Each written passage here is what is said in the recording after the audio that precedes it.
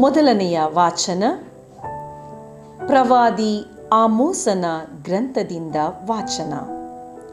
ಅಧ್ಯಾಯ 2, ವಚನಗಳು 6-10, 13-16 ಸರ್ವೇಶ್ವರ ಇಂತೆನ್ನುತ್ತಾರೆ: ಇಸ್ರಾಯೇಲಿನ ಜನರು ಪದೇ ಪದೇ ಮಾಡಿದ ಪಾಪಗಳಿಗಾಗಿ ಅವರಿಗೆ ಆಗಬೇಕಾದ ದಂಡನೆಯನ್ನು ನಾನು ರದ್ದುಗೊಳಿಸುವುದಿಲ್ಲ.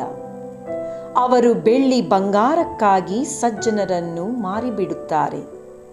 ಒಂದು ಜೊತೆ ಜೋಡುಗಳ ಸಾಲವನ್ನು ಸಹ ತೀರಿಸಲಾಗದ ಬಡಬಗ್ಗರನ್ನು ವಿಕ್ರಯಿಸುತ್ತಾರೆ.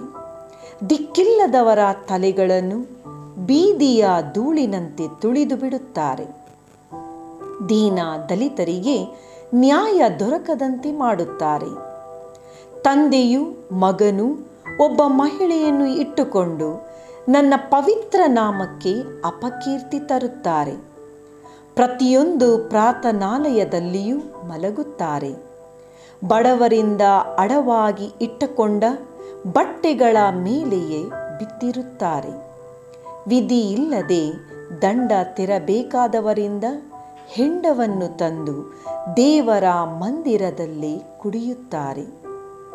ಆದರೂ ನನ್ನ ಜನರೇ, ನಿಮಗೆ ಎದುರಾಗಿ ನಿಂತ ಅಮೋರ್ಯದವರನ್ನು ಧ್ವಂಸ ಮಾಡಿದೆನು. ದೇವದಾರು ಮರದಂತೆ ಎತ್ತರವಾಗಿ, ಅಲೋನ್ ಮರದಂತೆ ಬಲಿಷ್ಠರಾಗಿ ಇದ್ದ ನಿಮ್ಮ ಶತ್ರು ಅಮೋರ್ಯದವರನ್ನು ನಾಶಪಡಿಸಿದೆನು. ಮರದ ಮುಡಿಯಿಂದ ಫಲವನ್ನು, ಅಡಿಯಿಂದ ಬೇರನ್ನು ಕಿತ್ತು ಹಾಕುವಂತೆ ಅವರನ್ನು ನಿರ್ಮೂಲ ಮಾಡುವೆನು. ಈಜಿಪ್ಟಿನಿಂದ ನಿಮ್ಮನ್ನು ಹೊರತಂದವನು ನಾನೇ. 40 ವರ್ಷಗಳ ಕಾಲ ಅರಣ್ಯದ ಮಾರ್ಗವಾಗಿ ನಿಮ್ಮನ್ನು ನಡೆಸಿ ಕರೆತಂದು ಅಮೋರ್ಯದವರ ನಾಡನ್ನು ನಿಮಗೆ ದೊರಕಿಸಿಕೊಟ್ಟವನು ನಾನೇ. ಆದುದರಿಂದ ಧಾನ್ಯ ತುಂಬಿದ ಬಂಡೆ ನಸುಕುವಂತೆ ನಿಮ್ಮನ್ನು ಇದ್ದಲ್ಲಿಯೇ ನಸುಕಿ ಬಿಡುವೆನು.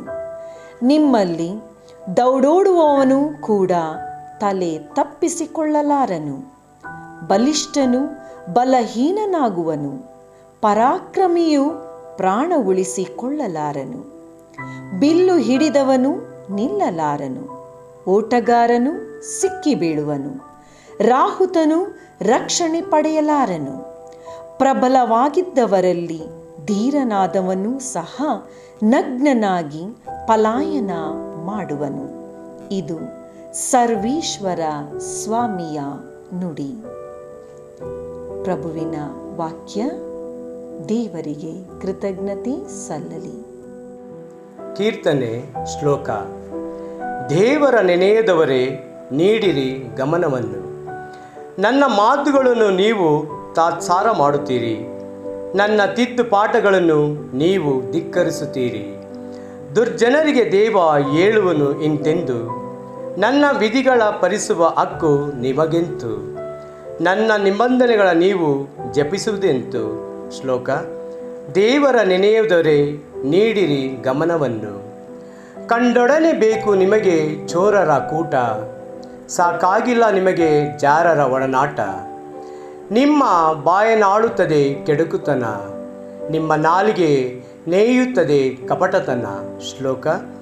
ದೇವರ ನೆನೆಯುವುದವರೇ, ನೀಡಿರಿ ಗಮನವನ್ನು.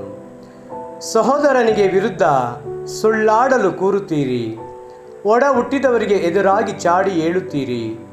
ನೀವಿದನ್ನೆಲ್ಲ ಮಾಡಿದರೂ ನಾ ಮೌನಿ ಎನ್ನುತ್ತೀರಿ, ನಾ ಕೂಡ ನಿಮ್ಮಂಥವನ್ನು ಎಂದುಕೊಂಡಿರಾ. ಶ್ಲೋಕ. ದೇವರ ನೆನೆಯುವುದವರೇ, ನೀಡಿರಿ ಗಮನವನ್ನು. ದೇವರ ನೆನೆಯುವುದವರೇ, ನೀಡಿರಿ ಗಮನವನ್ನು. ನನ್ನ ಕೈಯಿಂದ ತಪ್ಪಿಸುವರಾರು ನಿಮ್ಮನ್ನು? ಧನ್ಯವಾದದ ಬಲಿಯನ್ನರ್ಪಿಸುವವನೇ ನನಗೆ ಸನ್ಮಾನಿತನು. ಸನ್ಮಾರ್ಗ ಹಿಡಿದವನಿಗೆ ತೋರುವೆ ಪರಮ ಜೀವೋದ್ಧಾರವನ್ನು. ಶ್ಲೋಕ. ದೇವರ ನೆನೆಯದವರೇ, ನೀಡಿರಿ ಗಮನವನ್ನು. ಘೋಷಣೆ. Hallelujah, hallelujah, hallelujah, hallelujah. ಮಾರ್ಗವು ಸತ್ಯವು ಜೀವವು ನಾನೇ. ನನ್ನ ಮುಖಾಂತರ ಬಾರದ ಹೊರತು ಯಾರು ಪಿತನ ಬಳಿಗೆ ಬರಲಾರರು. Hallelujah hallelujah hallelujah hallelujah hallelujah. ಸಂತ ಮತ್ತಾಯರು ಬರೆದ ಪವಿತ್ರ ಶುಭ ಸಂದೇಶದಿಂದ ವಾಚನ. ಅಧ್ಯಾಯ 8 ವಚನಗಳು 18ರಿಂದ 22ರವರೆಗೆ. ಆ ಕಾಲದಲ್ಲಿ ದೊಡ್ಡ ಜನಸಮೂಹ ತಮ್ಮ ಸುತ್ತಲೂ ನಿಂತಿರುವುದನ್ನು ಯೇಸು ನೋಡಿದರು. ಸರೋವರದ ಆಚೆಯ ದಡಕ್ಕೆ ಹೋಗಲು ತಮ್ಮ ಶಿಷ್ಯರಿಗೆ ಅಪ್ಪಣೆ ಮಾಡಿದರು.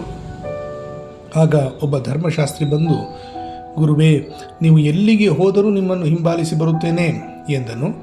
ಅದಕ್ಕೆ ಯೇಸು, ನರಿಗಳಿಗೆ ಗುಹೆಗಳುಂಟು, ಆಕಾಶದ ಪಕ್ಷಿಗಳಿಗೆ ಗೂಡುಗಳುಂಟು, ಆದರೆ ನರಪುತ್ರನಿಗೆ ತಲೆ ಇಟ್ಟು ಮಲಗಲು ಸ್ಥಳ ಇಲ್ಲ ಎಂದರು. ಶಿಷ್ಯರಲ್ಲಿ ಮತ್ತೊಬ್ಬನು ಮುಂದೆ ಬಂದು, ಸ್ವಾಮಿ, ಮೊದಲು ನನ್ನ ತಂದೆಯ ಉತ್ತರ ಕ್ರಿಯೆಗಳನ್ನು ಮುಗಿಸಲು ಸಮಯ ಕೊಡಿ ಎಂದು ಕೇಳಿದನು. ಅದಕ್ಕೆ ಯೇಸು, ಸತ್ತವರೇ ತಮ್ಮ ಸತ್ತವರನ್ನು ಸಮಾಧಿ ಮಾಡಿಕೊಳ್ಳಲಿ, ನೀನು ನನ್ನನ್ನು ಹಿಂಬಾಲಿಸು ಎಂದರು. ಪ್ರಭುವಿನ ಶುಭ ಸಂದೇಶ. ಕ್ರಿಸ್ತರೇ, ನಿಮಗೆ ಸ್ತುತಿ ಸಲ್ಲಲಿ.